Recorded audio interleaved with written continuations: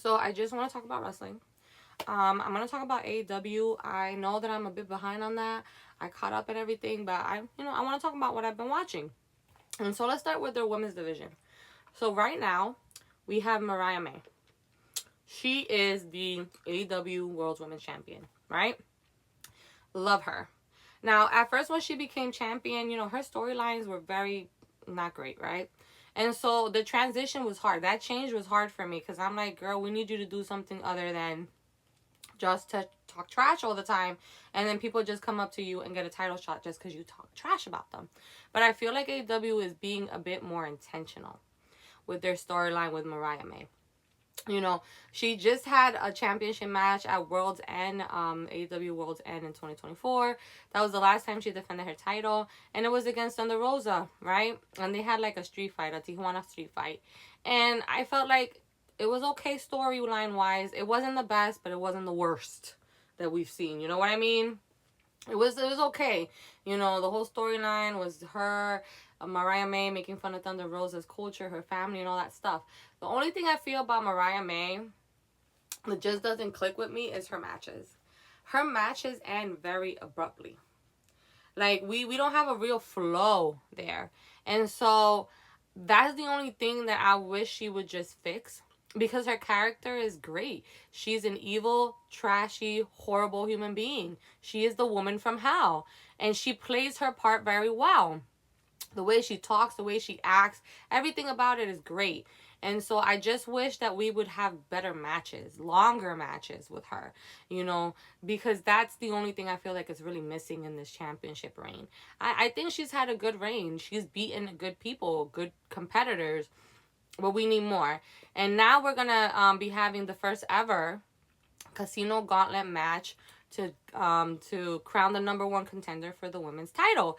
And so that AEW hasn't done that before. And so now I'm gonna sideline into Toni Storm, because Mariah May, Toni Storm. So Toni Storm has come back, and she came back as rookie Toni Storm.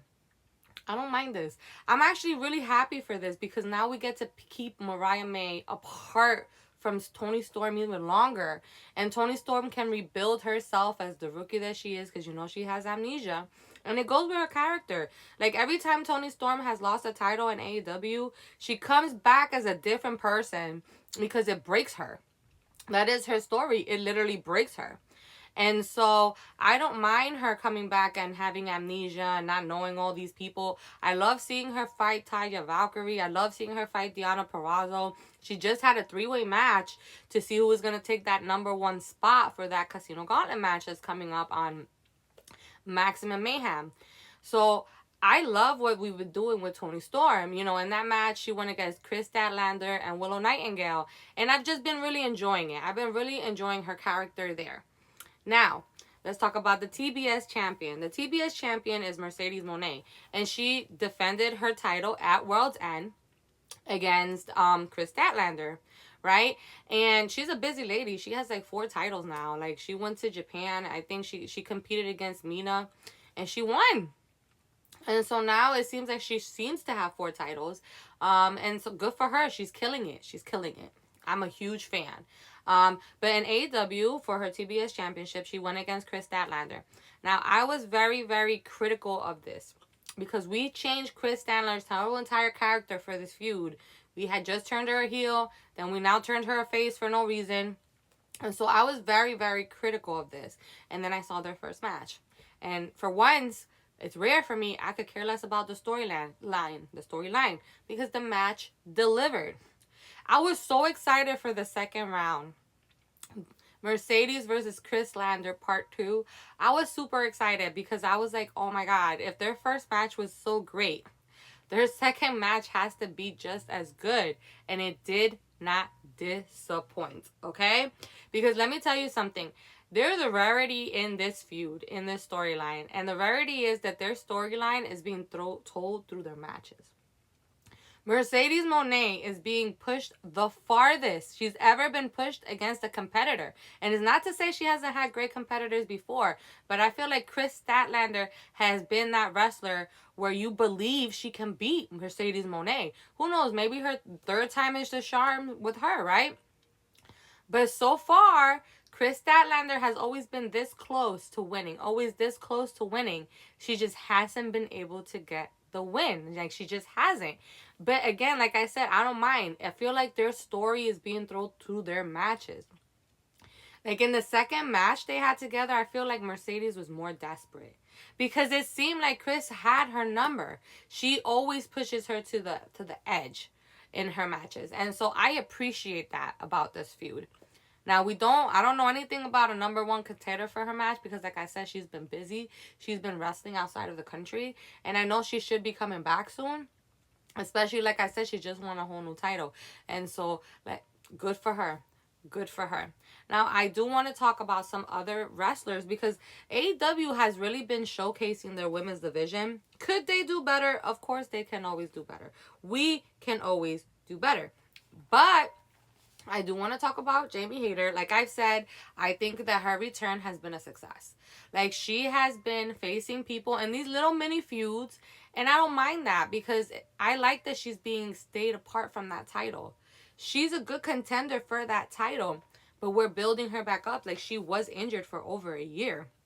And so people are getting to know her again, and she's having good matches. It's like she never left, and she looks amazing. She looks amazing.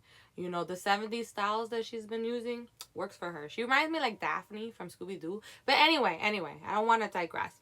I have been really enjoying her little mini feuds. Now, Julia Hart just came back and had a match with Jamie Hayter, and she won. I really thought Jamie Hayter was just going to beat her, but no. We want to keep Julia Hart strong. I've noticed that AEW keeps certain wrestlers very strong. And Julia Hart is one of those wrestlers. Jamie Hayter is one of those wrestlers. And the way that Julia Hart won that match is that she sprayed that mist in her face. You know, that black mist that she always be spraying. And she won the match. Now, I'm over here going back and forth because we know what that black mist can do. It can either bring out the worst parts of you, or you can combat whatever it is that is trying to make you be and stay the person that you are, you know.